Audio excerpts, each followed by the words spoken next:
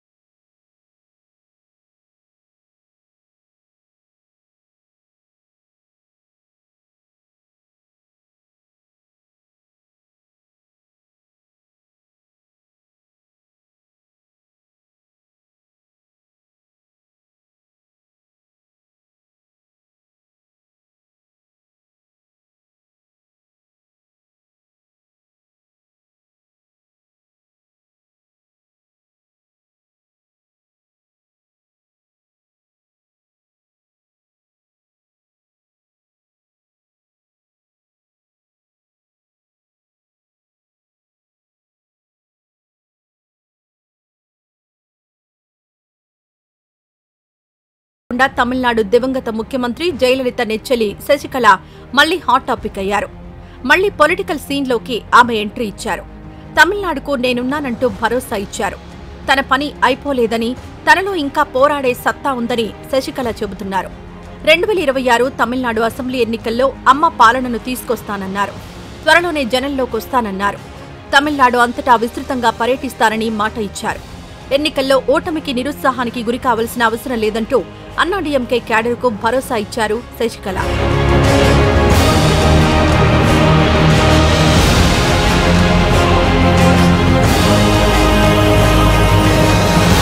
వాస్తవానికి ప్రస్తుతం శశికళ అన్నా డీఎంకేలో లేరు. పార్టీ పరంగా ఆమెకు ఎటువంటి పదవీ లేదు. అయినప్పటికీ అన్నా డీఎంకేను రక్షించేది తాను మాత్రమే అంటూ కార్యకర్తలకు ధైర్యం ఇచ్చారు శశికళ. ఈ సందర్భంగా స్టాలిన్ పాలనను ఆమె దుయ్యబట్టారు. స్టాలిన్ దుర్మార్గపు పాలన నుంచి తమిళనాడును కాపాడుకోవాలంటే అన్నా డీఎంకే మళ్లీ అధికారానికి రావాల్సిన చారిత్రక అవసరం ఉందన్నారు శశికళ.